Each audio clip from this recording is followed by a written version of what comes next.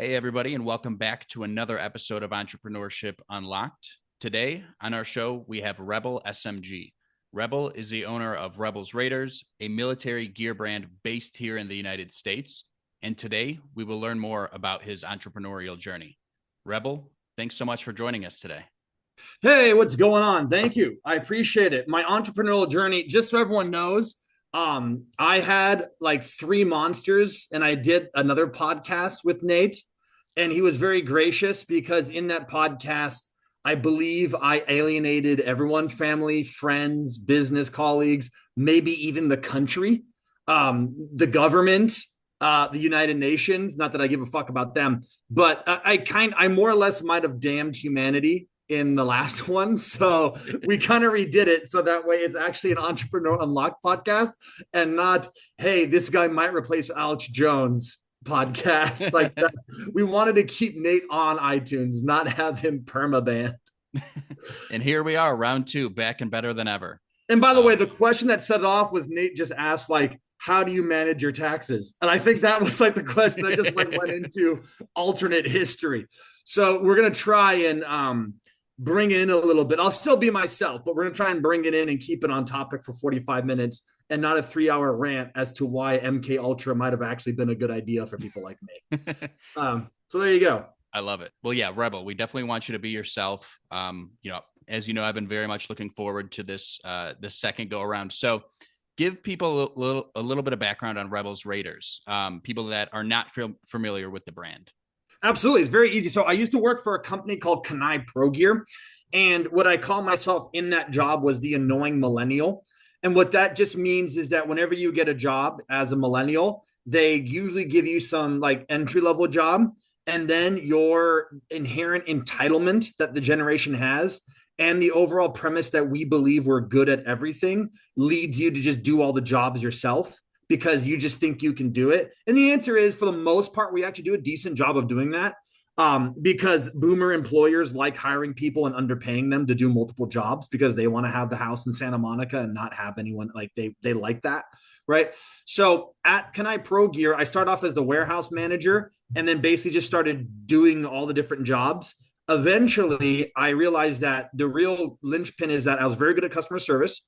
And with that part being said, is I got into the marketing aspect and our marketing sucked. It was just pictures of, we had another guy, a brand ambassador named Billy, and it was all boring. It was like, oh, there's a photo of him with a backpack on the mountain. And like the gun stuff was all, because it's a tactical gear brand. So the gun stuff was all, it was just shitty and boring.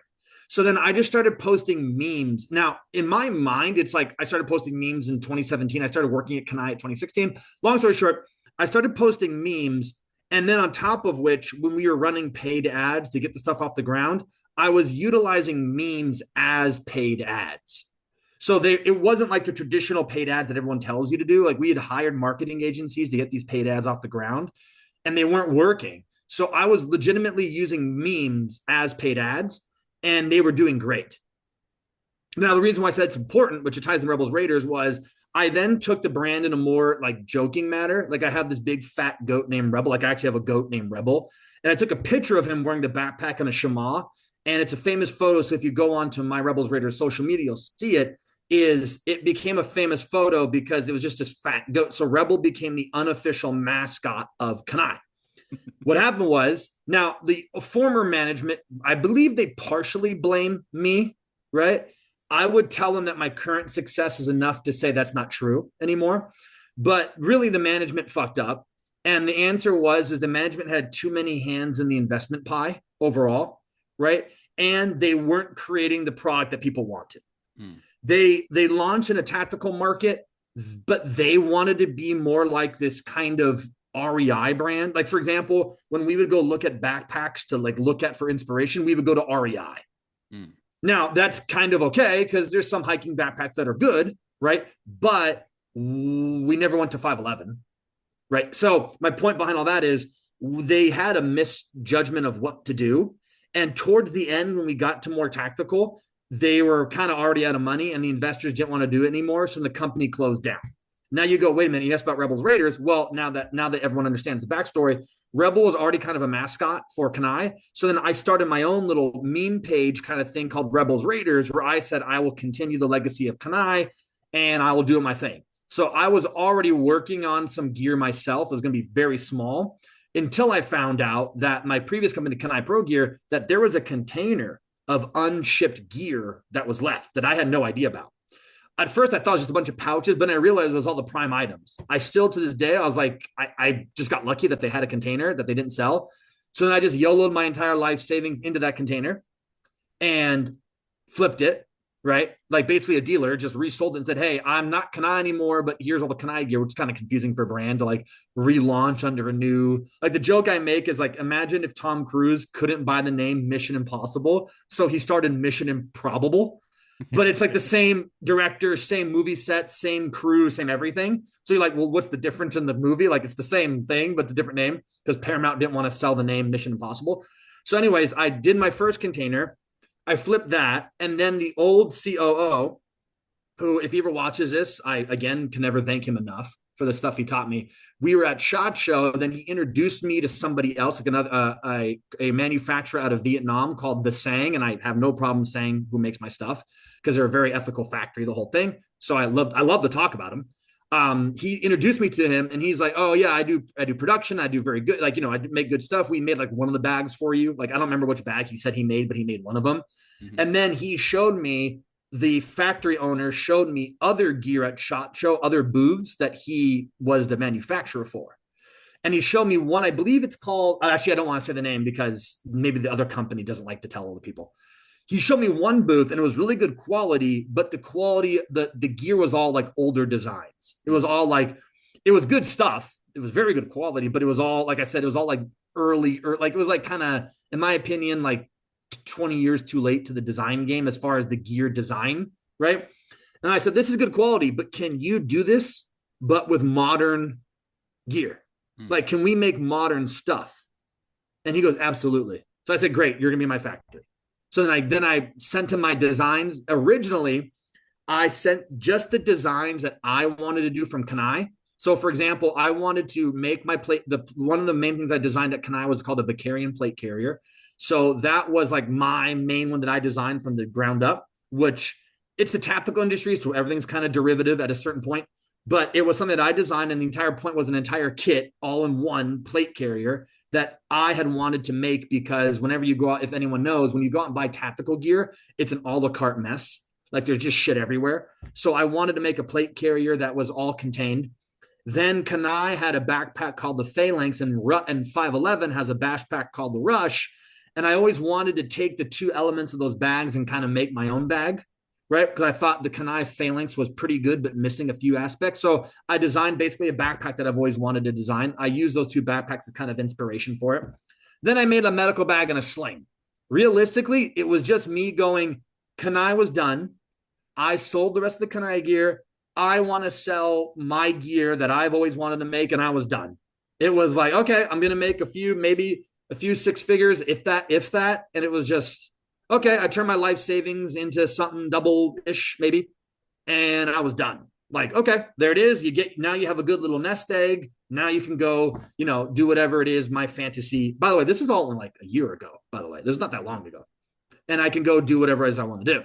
Then all my gear sold out the first time in like 3 days. Not okay. It sold out like 95%. Sold out, then like some like little stragglers went on, but like it basically sold out in a weekend. Mm-hmm. Then again, during that time, my launch was doing great. A YouTuber by the name of Dirty Civilian, and I want to give him a specific shout out because he has a huge channel. He just goes, "Oh, I followed you for a long time. I love your story." Well, I've talked to him. I talked to him before, just passively talked to him. And he goes, I want to do a review on your stuff. And I was like, okay. And then he bought the gear full price. He didn't ask for a discount. He just bought it. Right. And anyways, if it's like a YouTuber, I don't like giving out free shit. Right. So I was going to offer him like a discount. He's like, no, I'm not taking a discount. I'm paying full price for it. He actually paid over the price. He didn't even pay the drop price. He paid like the full MSRP. And he did a review on it. And then it just exploded my launch. And then it gave me a backlog of like thousands of customers. Because he hit the niche of saying, hey, this gear is really good and it's well priced, right? Because I set the company up as a fun side project, I never built massive margins to begin with. It was just like, where am I making money with my operational costs? Do I make a little bit of extra cash? Okay, you do.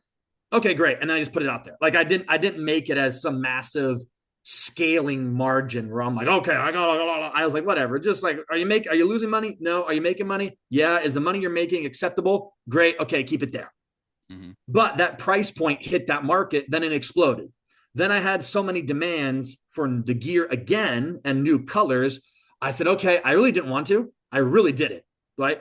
I ordered another one. Like probably one of my worst days of my life, actually, like the second worst day of my life, was sending the money for the next PO. Because my first PO just explodes. Right. And I'm like, okay, I guess I have to do this now. And I really didn't want to, because I was like, I'm done. I don't want to do this. Like, I do not want to do this.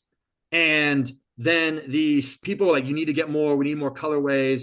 I'm getting more attention on Twitter. I'm getting more attention on Facebook. I'm not even good looking. So that's interesting. And then I'm like, wait a minute. I'm getting all this attention on social media. I'm getting more. It's kind of hard to see.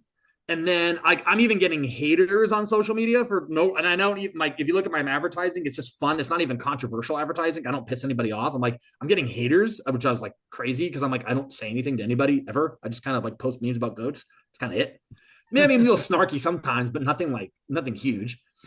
And then I did my second drop. My second drop was triple the size of my first one.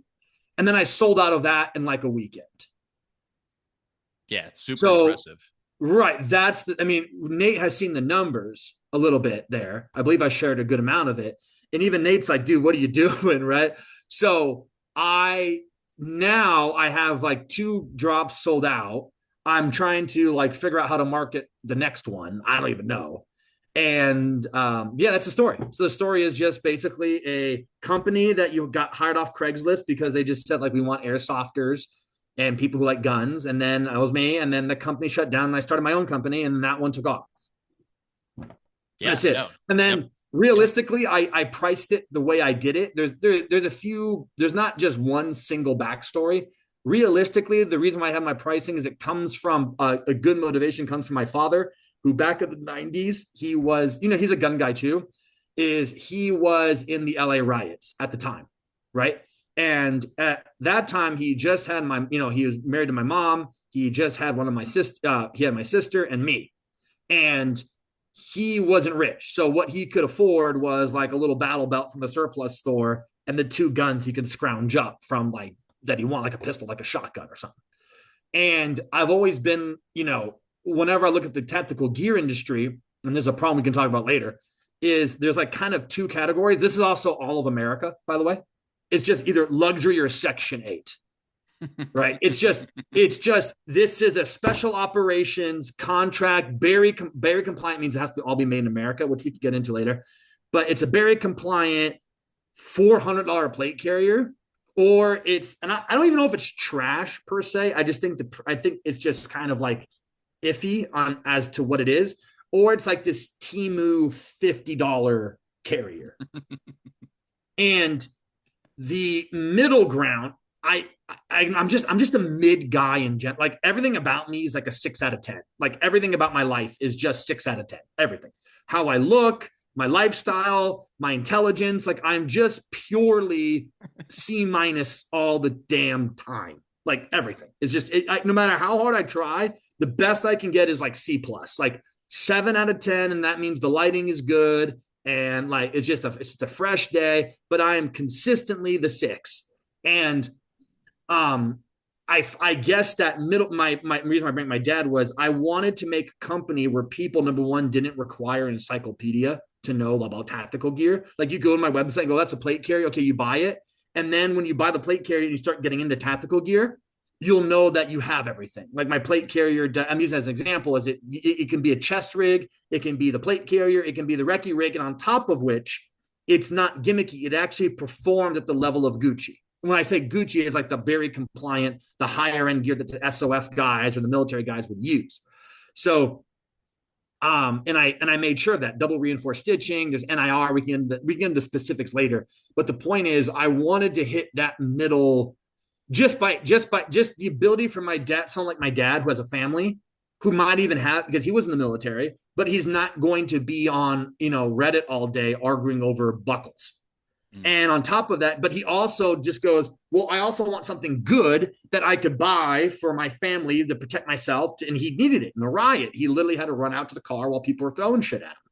And he goes, I want something to protect myself so I can protect my family, but I also don't want to spend basically what is essentially a car payment on getting just the basic amount, but I also don't want shit either. So I guess the best way I can describe it was just out of happenstance, I kind of created it's not true, but I say like the Corvette of gear, right? Where you're getting something that's punching way above its weight for the price. And not that you should always use car comparisons, because I don't think they actually do a lot, but I just used one. But I go, because people go, oh, it's the Toyota Corolla. Like, no, I go, no, it's actually more like the Corvette, where you're getting a 600 horsepower sports car, but you're paying a third of the price for other cars that match the specs. Yeah. Right. Yeah. Makes sense. Right on. Right. So yeah. Sorry, go ahead. No, that's and the Corvette's a good example, because I think it's because a Corvette is really, if you look at the specs of one, you're a 2-seater, you're an expensive sports car. Yes, you are. You're a niche role. Tactical gear is a niche role. But you look at the Corvette and you go, yeah, actually, it's known for the fact that it is out of all the cars that would match its specs, it's cheaper. It's not, now no one looks at my gear, and there's going to be cheaper gear in the sense that you can go on Amazon and get a plate carrier. Now I'm working on fixing that too, by the way, but you can go on Amazon or Temu and get a $30 plate carrier, right? You can get that. And there are cheaper cars in a Corvette, but when it comes to the value of what you're getting, a Corvette's one of the top cars you're getting for value. It's such a good value that the Corvette's almost boring in a way, because people want the exotic Lambos, the Ferraris. Sure. But then when you look at them, especially even the newer C8 Corvettes, you're like, hey, this is kind of matching a Ferrari, like the look and the style. But again, the end result is the horsepower, that stuff. I know Carner's going, no, that's not true, but everyone gets my point. If you want a 2-seater hell of a sports car and you want a good value on something that's reliable for what the sports car is, like Corvettes are known to be reliable, and for the value, you're not beating a Corvette. And that's where my gear comes in. It's the best value. Now, that doesn't necessarily mean always the cheapest for what it is. In some cases, I am the cheapest. In some cases, I'm not much more expensive than the cheapest by a lot, like maybe $10. But the answer is, it's like, for what you're getting, it's just the best value you're going to get. Right. Yeah, totally. It is. It's middle class. Like I said, middle 6 out of 10 all day, every day. Right. I love it. Middle class. I know that doesn't exist in America anymore, right? Because we're either all living in luxury apartments or we're all on government subsidies. That's a whole different story. But it just, and I don't even like saying middle, because the gear performs at the higher level. The only thing right now, which I can get into in a second, but the only thing my gear, I'm working on getting the NIR just right, but that's so unbelievably specific. NIR just means what your gear looks like under night vision. The Gucci, the Berry compliant, the more Gucci gear companies, they have all the Berry compliant stuff has that built in. I utilize Vietnam manufacturing, so it's a little bit harder to get the NIR stuff. I've been able to get a lot of it. So my carrier comes in, like, if their shit is A, my carrier, in my opinion, it comes in like B area NIR performance. But again, under NIR, that's so unbelievably specific. And even under NIR, in some cases, my nylon beats even the Gucci stuff. I couldn't get the elastic and webbing just right. I'm still working on getting it down to like that. But the answer is, I don't like saying mid, because then people just associate, well, it's like, oh, the Cry, which is a Gucci company, they go, oh, it does this better. No, it doesn't. Oh, it doesn't. Like like my carrier does everything they're doing. Actually, better in some cases. If you want to talk about fit or comfort on the individual level, like, oh, I like the way this one fits better. Okay, that's up to you. But the answer is, I'm like, no, I don't. I'm just making really great gear at a quality price, and I accomplish it by taking a pay cut. Yeah, I still make money, but the answer is I take a pay cut. Yeah, and you don't have such a, inflated, huge organization where you're paying tons of money for, warehouse space. I mean, I'm sure you're paying money for warehouse space, but you get what I'm saying. That's a good point. Yeah, you're looking at my office. This is a room I rent for my parents. So you're looking at my office. Yeah, right. You're looking. You don't have 100 people that you have to pay, for example, and that's inflating the price of every single item. So yes. Yeah, you're the laptop I'm talking to you on. This is the company. This is the most expensive thing I bought from the company. A Lenovo Ultra 7 laptop I got on sale at Costco. The laptop I used before, do I have it right here? Oh, I have it still. This is the Acer laptop that I ran the company on. I kept it for this exact reason. It died. This is from 2019. And this is the one I actually got from Kenai. This is part of my severance package. I got to keep my $500. Actually, this is a little bit more expensive. This is actually a decent laptop. I got to keep my Acer Swift 3. If you see, there's Rebel on it, right? So this one died because the key, does it have it? Let me see. No, you can't see it. I keep things in good condition. But the keyboard died. The thing kept dying consistently. So then maybe there's the screws would pop off on the bottom housing here. But the reason why I kept this is what the company's run on. Mm-hmm. It was a laptop from 2019. And then after I became a 7-figure company with Rebels Raiders, right? I finally broke down and bought a $700 on sale Lenovo laptop, which is what I'm talking to you on, from Costco. Anyone wants to know the specs? It's an Ultra Core 7 with 32 gigabytes of RAM. So I was like super excited that actually, because this one was running on 8 gigs or 16. So I got super excited when I got this new laptop, because this one means I can run Google Chrome kind of efficiently now. Because now Google Chrome requires a terabyte of memory to run for some reason. But yeah, this is the most expensive thing I've purchased for the company. Like as in, like actually, like for the company, like thing I bought has been this laptop that I'm talking to you on right now, and it was still under $1,000. Yeah, right on. So shifting gears a little bit, Rebel. Yeah. There's no secret you've built a massive social media following. Yes. What do you think? That's weird to say that. Interesting. What do you think goes into building that? Right. Obviously, there's different platforms that you use. I'm sure some are more productive than others in terms of building that following, in terms of driving sales online. But overall, what would you say has really gone into building that following of people that, know, like, and trust you? They join your wait lists for new drops. Because, a lot of businesses attempt social media, right? And, yes, as a marketing agency owner, it's something that I hear more often than not. Oh yeah, we created posts on Instagram, and then I look at their posts and they were posting like once a month, and it was, the dumbest infographic that you've ever seen. And it's like, this will never capture anyone's attention. But for small business owners out there that want to build that social media following and actually grow it, what have you done that's helped you be successful in that space? This is difficult because I answered this last time. This is a difficult one because you actually have to take this in moderation. So the first one, which everyone says, but I'm not going to bullshit people with it, authenticity. But let me caveat that. Controlled authenticity, right? So what do you mean by controlled authenticity? Controlled authenticity is, if the men are listening, I can't speak from a woman's point of view. Controlled authenticity is what I call first date authenticity. Okay. People say, be yourself. I go, don't do that. Actually, what you need to be is the presentable version of yourself. What does that mean exactly? Well, that means you need to be the presentable version of yourself to what you want to achieve. So if you are, I'm going to go political, but the reason I'm saying this politically is because it's just easier to make the binary, right? Or let's use sports, because I love politics, but I try to keep politics away from the brand because I think it's kind of a cheap way to play on people's emotions. If you love basketball, right, it's going to be hard to get into, I'm just going to use this as a very broad example. It's going to be hard to be a football influencer, right? Because you love basketball. So if you want to be like a football, I don't know what a football influencer is, but again, everyone understands this as a broad categorization of what I'm talking about, right? Very easy talking points to get into it. So I would go, well, if you like basketball, don't talk about football, because when the very beginning stages you can get away with it, but when you need to scale that interaction, when you need to start talking about it, making content, you're going to hate it because you're not interested in it, right?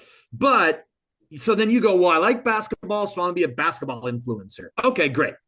But then you have to also go, well, the authenticity, when I say controlled, is what does social media like? For example, my brand, memes do well. Whenever I post about gear, it does shitty. So then if I just post about my gear, it gets like 200 likes. But if I post memes, you get hundreds of likes, engagement. So then you have to just say, okay, I'm not going to go the full Gary Vee version where I don't care about engagement, where he says, just don't give a fuck about engagement. Just don't give a fuck. And I'm like, that's not true. You can't do that, right? You have to taper it. So you go, okay, I want to make a meme that's like adjacent to what I'm talking about. Like I'll make a basketball meme, right? But then when I want to talk about like my show, like if I have a basketball show, then you can include clips into your show in between the memes or whatever content you're using to get engagement. So then I say that's controlled authenticity is you're not going out there and just doing stream of conscious thought all the damn time. You have to look at what does perform. What you have to be strategic, right? Again, if you want to utilize a military analogy, Alexander the Great is a strategic genius, but he still utilized a phalanx formation to his advantage, and he still utilized his cavalry to his advantage, utilizing conventional tactics. Right? You hit him in the front with the phalanx, and you come around the back and nail him with the cavalry. Okay. Now his tactical genius came from the fact that he could plot out, he could pick land to fight on, the time of day, all the things back then that would make you one hell of a person to actually coordinate the battle. But at the end of the day, he didn't just send his cavalry charging into the line to I just feel like it. Right. I'm a genius. I'm great. So you know what? Just charge at him. Yeah. There's a few battles where like he takes risks, obviously, but you still have to follow what I call like, you can be strategically gifted, but you have to be tactically minded. Right. There's still at the end of the day, attack when the sun's to your back. Right. Make sure your troops have a fresh meal in the morning, and try your best to avoid battles in direct sunlight because people get tired. So you can still apply that authenticity, but you have to look at what performs. Right. Like I look at all the time, like it seems natural. Like I just post. A lot of people want to be like that because you want to seem talented. But I'm trying to say is you have to go down the middle of it. I don't get obsessive about carousels for reach or carousels for engagement, but reels for reach. I still just kind of go out there with it. But you have to take a look at a little bit and go, hey, this picture of me wearing night vision and taking a picture of my face, I'm not good looking. So that's not going to do well. Right. But if I want to do a night vision post, I can make a meme about night vision. Then the next image can be my product. Does that make sense? Yeah. So you have to, again, I know there's like Instagram accounts that you follow, like not you, but anyone can see. If you're an entrepreneur, there will pop up about how to get more engagement. And then those accounts have 20,000 followers, but they sit there all day and talk to you about how to grow. Right. And then there's some hot chick shaking her ass and she has 300 million views and she owns like all of Jupiter or whatever the fuck it is that these people do. Right. So you have to control it. You be authentic, talk about it. But then, in my opinion, you'd have to control and you'd have to know what each one does.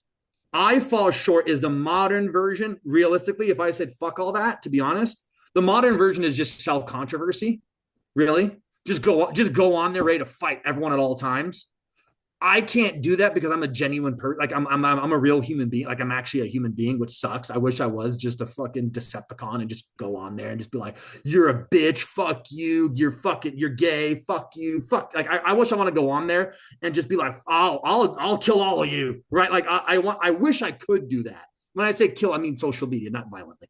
I wish I could. And that works. That's the Andrew Tate method, right? Just kind of like Mott and Bailey your way through anything. Like just say something like Moten Bailey is really good on Twitter where it's called like basically you say something defensible. And then when someone attacks you, you say something indefensible, but when someone attacks you, you retreat back to the defensible position. And I can't give an example off the top of my head. Like I'm trying to think of a way to say it, but basically it's a way you can frame an argument that you can say ridiculous shit. But when they attack the ridiculous thing, you just fall back to the point where the statement like kind of made sense, right? The dinosaurs died off, but it was aliens who killed them. And then you go, no, it wasn't aliens. Yeah, but the dinosaurs did die, right? You're like, well, yes, but you're saying it was aliens. Well, no, I didn't say that. Answer this question. Did the dinosaurs die? You're like, yes, they died, but you said it was fucking aliens. You go, no, did the dinosaurs die? Like that's Twitter shit, right? You can do that, but you have to be a complete psychopath. Because that just means you have to just go on every day, right? Go on Instagram. Like you have to fake content. You have to just ask dumb questions. You can do that too. So you can just fuck everything I just said and just be a complete psychopath. You can do that. Which I recommend you try it, right? Or the third one, if you're a business owner, get a hot person to just talk about your shit. Like, I mean, I had that with Nate with another business I work for. it's just have a hot person. Like I look on Instagram now on my reels, it's just like literally there's just women wearing yoga pants, like, and it just zooms in on their ass, and they are literally just working a pizza shop in New York. Like it's just like a normal pizza shop, but it's just some woman in like leggings taking pizza out of the oven. And I go like, yeah, fuck what I like, you know, I'm out here with my dad making content, hiring a photographer. I'm like, I should just have a hot person with the leggings on and have her bend over while wearing a plate carrier. Like that really seems to do it. Right. So, by the way, also for future entrepreneurs who come to social media, I'm sure everyone's heard of this person. I'm sure you have because she's all over the news. Her name is Sophia Rain, right? She's this good looking girl who got famous on OnlyFans, right? She makes like, you know, and I think the numbers are made up. I think most of those numbers are made up, but she makes like $50 trillion a day on OnlyFans, right? And she's in Miami. But here's the thing, Sophia Rain, going back to social media, if you ask anyone how she got popular, you go, oh, it was these Spider-Man videos on TikTok where this hot chick was dressed in a Spider-Man bodysuit. Here's the thing. It wasn't even Sophia Rain who was doing that. It was somebody else. What happened was there's another, because Sophia Rain's good looking. So good looking people all look alike because they're all good looking. So it's, you know, consistent features. And it was a good looking girl, a good looking woman. She was dressing up as Spider-Man in a bodysuit. And now there's a reason I'm telling you all this. And people like, dude, this chick's hot. So she was getting kind of big on TikTok. And then people were trying to figure out who she was, like what was her real alt account. People were mistakenly attributing it to another girl called Sophia Rain, who I think was like a Target cashier at the time. Now you're going, wait a minute. You're like Rebel. I asked about fucking social media. Why are you talking about like a porn star, right? At this point. And I go, Sophia Rain became a multimillionaire because somebody else who looked like her got popular, right? So if you're an entrepreneur, I have to tell you this, you're fucked. It's just completely random because you, like I said, Sophia Rain has made more money than you'll ever make. And she got popular off somebody else who looked like her. Like it was mistaken identity. She literally got famous based on mistaken identity. That's nuts. Yeah, I'm not familiar with Sophia, but that's crazy. Well, you shouldn't be because you're a well-adjusted human being who's not a degenerate, right? Now, I know about, before everyone goes, oh, you're on OnlyFans. No, I know about her because on Twitter, they routinely go viral because they post their earnings. And then they're like, they make like $60 trillion a month. And people are like, oh my God. Then the boomers read like, oh my God, all these men are just whacking off to these girls. So they're paying $19. I'm like, that's not true. I'm sure they make money. But like these numbers, they're designed for viral marketing, right? It's designed to get you mad about it, which is why Fox News goes, did you know that there's a 19-year-old making $60 million a year and you're a loser working in a coal mine? You're like, that's not, like, it's designed to piss you off, right? But my point behind that, the reason why I made this Sophia Rain is it's a specific example I can point to. You have, to answer your question, you have what I can call controlled authenticity, where you're often when I say controlled, I mean in the sense of curated authenticity. Be authentic, but then try and translate your authenticity into digestible formats that's good for the platforms that you're on, right? So you have to remember, talented people make hacking the game look natural. Does that make sense? When you listen to I'm going to go back to that authenticity. When you listen to Joe Rogan on a podcast, everybody goes, I can do that too. That's we're on a podcast right now. But then you go, actually, Joe Rogan's talented at conversation. He's really good. So he can make it look like you can just turn it like, well, he can. I guess it goes against my point. But you go, the few people like a Joe Rogan who just turns the camera on, can talk to somebody, and then he just posts the clip. He makes a clip. Like even Joe Rogan makes a clip channel. Like he has a clip channel on YouTube where he makes just little clips of his podcast, right? He still does that. Now when he posts on Instagram, he doesn't give a shit. He doesn't care about reels or carousels or anything. But those are like the few talent. Like that's like basically saying, let me copy Tom Brady's routine and I'll be good, right? For the most people who are untalented like I am, you can use your authenticity, but then you have to just basically break it up you have to know what works well on the format of the media that you're on. But what I'm saying is don't go too far where you're watching all these Instagram growth accounts and you're following every little tip, like, oh, the hashtag, the time I post. Like, no. Okay. I'll tell you something. You want to know what time you should post? Yeah. It's called being hot. Like, what time should you post? Yeah, hot o'clock. That's the time you should fucking post. Right. It doesn't matter. right? It really does. There is like a thing about, but it doesn't really matter. If you have good content, it'll post. So point is control authenticity. Then the middle ground is if you want to grow, just be controversial, right? Go on there, say shit, right? Jump on trends, be a complete psychopath. You can do that too. I don't do that. You can, it works. Being an asshole online is very popular.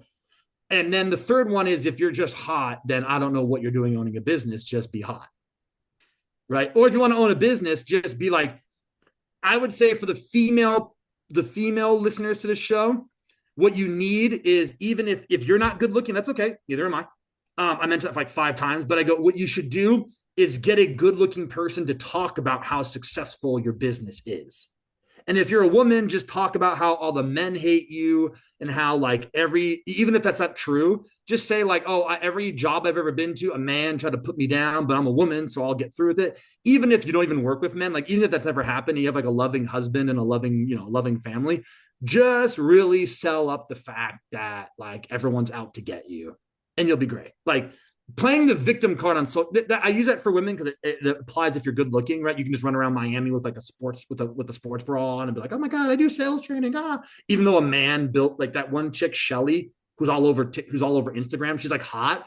And then she's like, oh, I do sales training. Never tell you what sales training she's even doing. Like, what are you selling exactly? Right. Then you find out that actually a man built the sales program for her and she's just there to market it.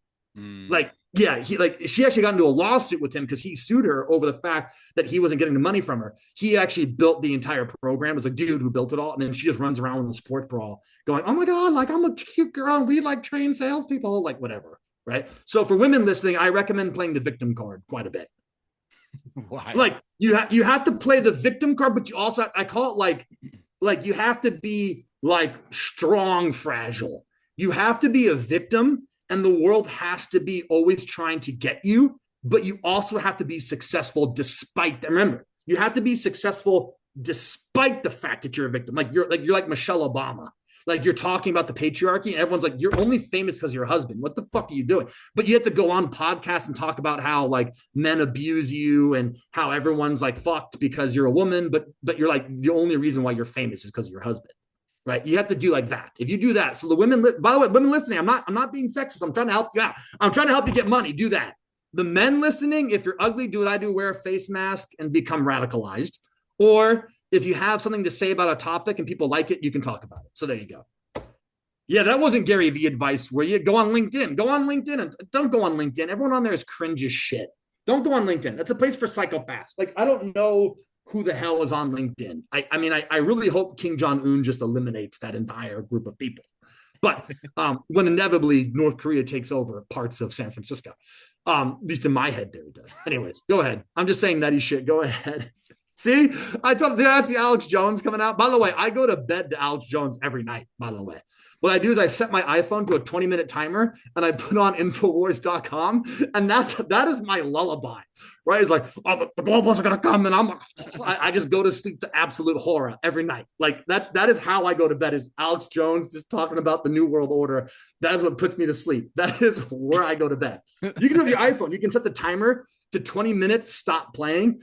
I go to band.video, not Infowars, because the band.video shows just the Alex Jones show as is from the earlier in the day with no ads, basically. So go to band.video and I just put on Alex Jones and I just go to sleep like a little baby to Alex Jones yelling, going, they're going to come and cut your balls off. And I'm like, oh, I just pass right out. So, by the way, I'm not even trying to be funny with that. That's literally how I go to sleep. It explains how I'm talking. Go ahead. What's the next one, mate? Now that I've alienated half your audience, that's fine. No, this is great. Everything I'm saying is true, though. It's true. It's true because I have followers and a social media presence. So therefore, everything I say is correct.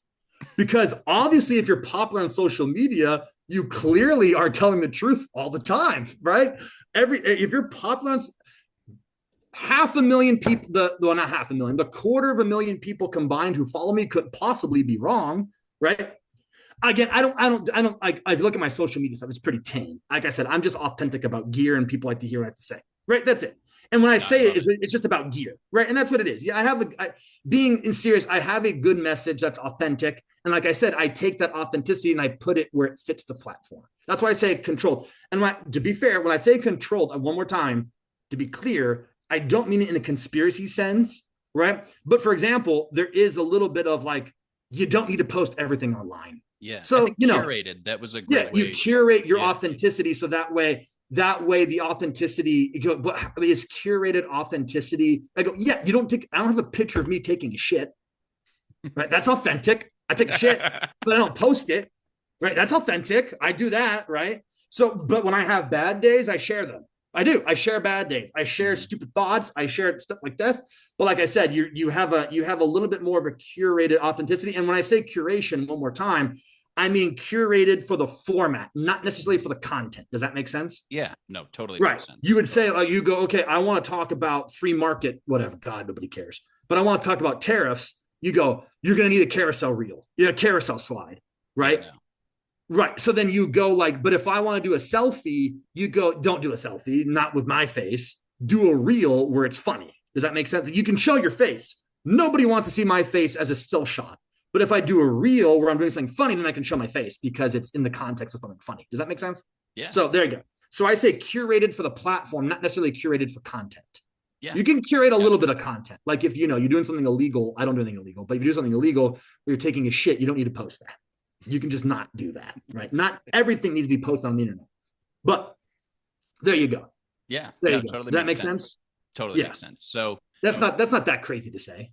Yeah, no. Yeah, I think, and as a marketing agency owner, the making sure that you're using the platforms that you're advertising on the way that they're intended to be used, makes a lot of sense. That's something that I run into with business owners all the time. They don't understand, right? That making a TikTok, making a post on TikTok is way different than making a post on Facebook, for example. That content could maybe be duplicated across platforms, sure, but the platform the platform that's going to perform best with that certain piece of content is going to be the platform that is being the most natively used. Right. Exactly. Yeah. And there's some crossover, but yeah, because you don't go, I'm not going to post a 35-minute YouTube video on Twitter. Exactly. Yeah. Elon Musk tried to make it like that, but you're like, it doesn't really work right now. If he made like a Twitter TV where you go on Twitter and then it's like a TV channel and it's like the YouTube interface, yeah, it could work. But if you post your 30-minute video on Twitter, it's just people aren't going to, you're just not going to get as many. You're just not. Yeah. I know podcasts tried it, but I know it does okay. But it's like, yeah, but you go on YouTube for YouTube, right? If you want a YouTube video, you go on the video sharing platform. Again, I don't think Twitter couldn't do that. But also, I mean, YouTube, look at YouTube with YouTube Shorts, right? It's just reels. So you go on YouTube and now the thing is just these quick clips. That's a little bit more universal. But at the end of the day, it's still, you don't post a 15-minute video on a reel. That's a better way to say it. Mm-hmm. Reels are 15-second, 30-second quick shots and you're done. Yep. Right. So last question I have for you, Rebel. Yeah. Who killed Charlie Kirk? Oh, that one's pretty easy. Trans furry kid shot him in the neck. Right. Like, I mean, I know, I get it. I'm supposed to be Candace Owens and be like, hey, there's a time traveler. Apparently, like, I don't even like, I'm not, here's the thing. I just said Alex Jones. I know everyone's going to go, wait a minute. You just said you go to bed to Alex Jones, right? I did it. I'm actually an anti-conspiracy guy. The reason being, and this is actually the other way to take a conspiracy, everyone's dumb as fuck. Right? The bulk of these conspiracies that require what people are talking about require ultra competent individuals on which you're like, okay, then what's the point? Like, just don't even talk about it. Because like, if you look at the Charlie Kirk conspiracy that Candace was putting out, I'm like, so what? Both the Mossad and the CIA, they got together and then they planned it and then they just left the wrong rifle in the woods. Like all these, like you're like, okay, we are satanic sexual deviants who control the planet. Whoopsie, we forgot to put the right rifle in the woods. Like we control everything except for that. We don't control the local Utah police department. Like I'm like, what? Okay, so when you look at a lot of, I know because you just said you listen to Alex Jones, like it was like entertainment. Right. I what I call like, I take Alex Jones is what I call like the, it was actually, I don't remember the number. There is a person in the original World War Z book by Max Brooks. If you know everything about World War Z, it was written, not like the movie from Brad Pitt at all. it was written from different accounts of the zombie war, right? There's a defense minister, there's astronauts, there's soldiers, there's farmers, there's like a whole bunch of different people. One of the things he wrote from was an Israeli defense force point of view. And they had a concept. Again, I don't remember the number, but it was always an odd number. I'm going to say the 13th man, but it might have been the 7th man. It was always an odd number. But he said that the person's job was to simply say anything and everything that was counter to what everybody else was saying in the book. So he said it was called, again, I'm just going to use a number like the 13th man, because so in a room of 12 people, the one person's job was to say the most outlandish and crazy shit to get you thinking, to get you like thinking out of the board. So Alex Jones to me is the 13th man in the conversation, where I go, is there another line being drawn outside of the dots that I'm looking at? Right. I view that as like the intellectual shock collar, in the sense of like trying to get you away from like everything. Now, I'll be honest, when it comes to Alex Jones, I've said this before, this is where people don't like go, Alex Jones is far more wrong than he is right. I know people go, Alex Jones is right. And I go, but realistically, Alex Jones he just does what Fox News, CNN, the rest of them do. He just takes existing actual pieces of news. He literally sits there on his own desk and he just takes pieces of news and then just kind of connects the dots himself. But by the way, that's all modern media does anyways. Legacy media, that's all they do. They just take news reports and then put a spin on it. It's all just repackaged. Like Tucker Carlson does that. It's all just repackaged information. It's all it really is. It's not even like, hey, this water bottle fell. It's like, this water bottle fell. And what did Donald Trump have to say about that? Like, that's not really the news of like objective news. Water bottle hit the desk. It's not even that. Or water bottle spilled on laptop, right? So when I look at Alex Jones, it's entertaining, and I can see a few things where I go, okay, that makes sense. Okay, that these little points kind of come to a conclusion. But going back to my original statement, I go, Alex Jones, as far as his final statement, he's far more wrong than he is right. But the saying, a broken clock is right twice a day? Mm-hmm. I go, a broken clock shouldn't be right 4 times a day. Mm-hmm. It's still majority wrong. Right? It's still wrong if you're using a regular civilian clock. It's still wrong, it's still wrong 8 out of the 12 times. But if a broken clock is right twice, you go, that's a broken clock. But if a broken clock is only right 4 times, you go, well, wait a minute. Who's moving the hand? Does that make sense? Because you go, again, this guy, as crazy as he is, he should only be right every once in a while. And again, like I said, there's far more strikes than there are hits here. Far more. Enough for you to just write it off completely, which I understand that. But that's when I go, but I shouldn't say more right than wrong. He's more right than he should be. Does that make sense? For someone as crazy as that. Because he talks about the world. But then also, you could also fight back against that and state, well, if he's just repackaging information, eventually you're going to hit the ball more than you're going to swing and miss. Because if you just repackage information, there's always a kernel of truth behind what you're saying that you can kind of just manipulate. Like you can Molten Bailey that, right? You can just manipulate what surrounds the truth. And then when someone challenges it, you just go back to the truth and say, oh, I told you, the plane crash. You go, yeah, but you said the plane crash and that there was a pterodactyl that caused it. And you go, well, I didn't say the pterodactyl. I said maybe the pterodactyl caused it, but the plane did crash, right? You're like, well, that's not it. But the answer is Charlie Kirk was killed because we have evidence, we have all that. Like, dude, the guy shot him. We watched it. Like, that's it. Like, that's what happened. He got shot in the neck by some like furry kid who admitted. By the way, here's the thing. Lee Harvey Oswald was killed, right? That kid is still alive. And he's in court. And he admitted to it. And his parents are alive. And his lawyer is alive. So I'm like, if this kid was a patsy, you know what he could be doing? Saying that. He could be saying, I'm a patsy. I was set up. I was X. I was Y. Right? The real one you want to talk about, which is still weird. I don't think it's that much of a conspiracy, but it's still weird, is the guy who shot at Donald Trump. Yeah. The first time, right? That's the weird one. That's the strange. Now, here's what's strange about it. We don't even know his name. That's what's strange. The dude took a shot and hit Donald Trump in the ear. The only reason why Donald Trump's not dead is because he turned his head. You and I don't know his name. Donald Trump never mentioned it again. One guy, Corey Taponi, which is like horrific. Only one guy died, and he was mentioned in the Republican National Convention. No one talks about him, which is a bystander who was behind Trump in the stands, who was like a firefighter, and he like donated his time to sick children and a family man, and he's dead, right? And we don't know who the shooter is. Donald Trump never did a press conference about it. Never, not a single press conference was done about it. The Secret Service director did a congressional hearing and then just kind of quit. Was like, oh, okay, I'm out. And we got a weird explanation, right? It was a sloped roof. So they weren't on it, but then they spotted it. So that like, if I know a little bit about Secret Service operations, so that kind of makes sense, because Secret Service, they're around people so much, they don't just pull the trigger right away, because all the time there's reporters with like, camera lenses. They don't want to just shoot a reporter in the face, right? So Secret Service is not like this organization that just murders you for like walking by the president. It's not true. I know they have that reputation, but it's not true. But that one is far. And then like the kid's apartment was scrubbed. Yeah. He's 21 years old with no social media, which is not, I don't have any social media outside of, I don't have any personal social media. So that's not entirely crazy, but you're like, wait a minute.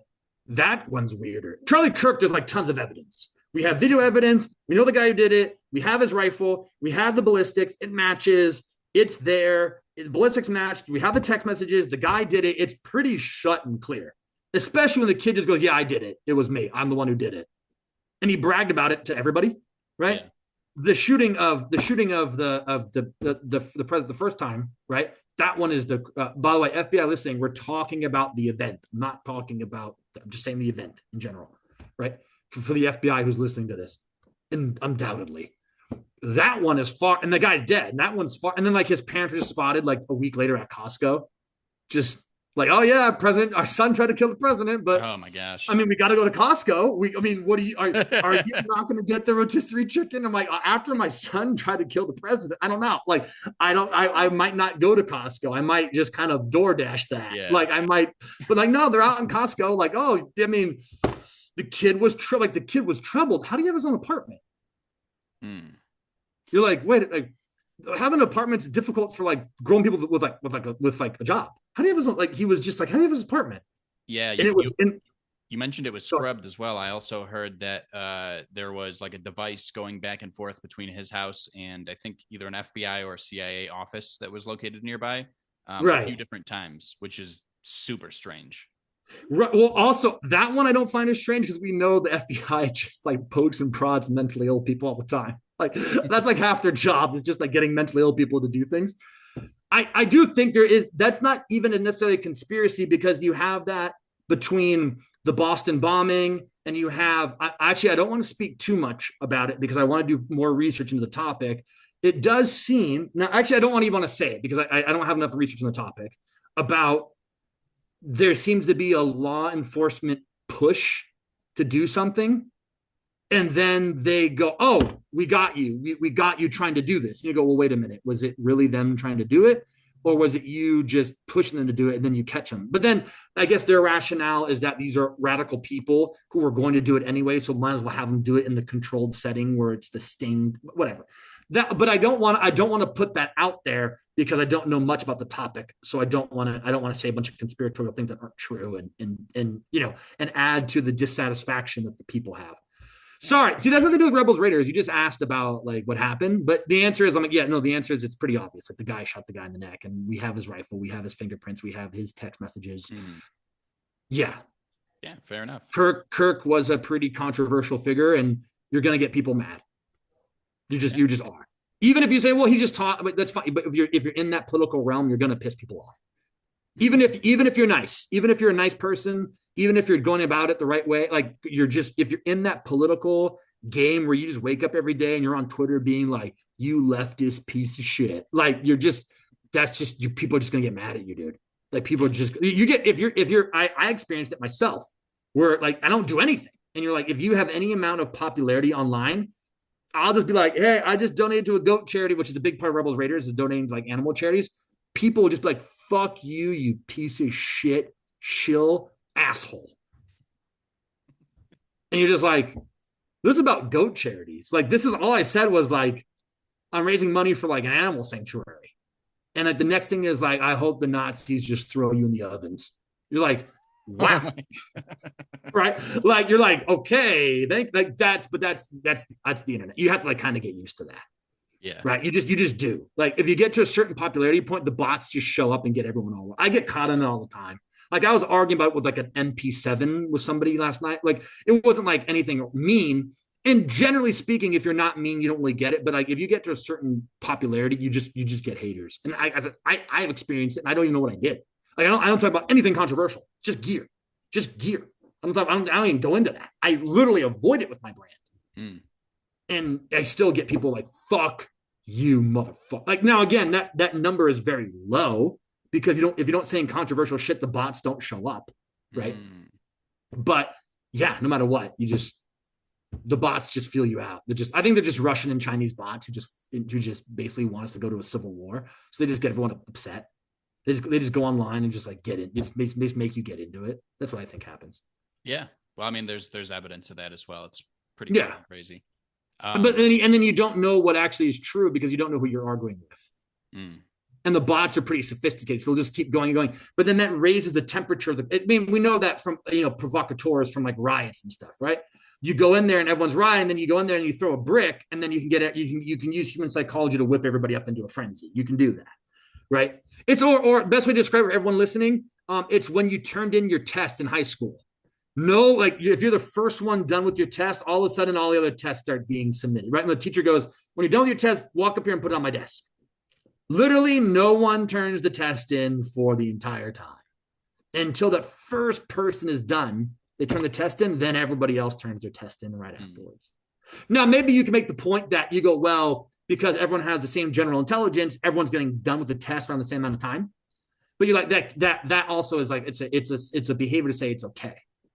Right. Because if you walk up and turn your test in, people will go, okay, well, he did. No, I can go up there. I can turn the test in. I'm done. Okay. The other guy did it. And okay, that means I'm good. Because if all of a sudden I'm the first one done and everyone's still working for another 2 hours, I go, oh shit, what did I do wrong? How am I done in the first hour while everyone else is still working for another 2 hours? Right. Yeah. Makes sense.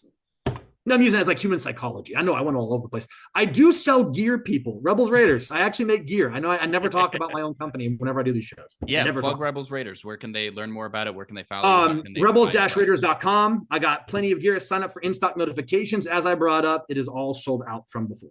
So I don't really like plug any gear because it's an entrepreneur podcast, and on top of which I'm sold out. So well, this has been awesome. Rebel, appreciate you joining us for this episode. Yeah, thanks so much for joining us today. Yeah, it was great. I appreciate it. I think I did better this time. I think it was great. Yeah, and I hope you all enjoyed this episode today with Rebel of Rebels Raiders.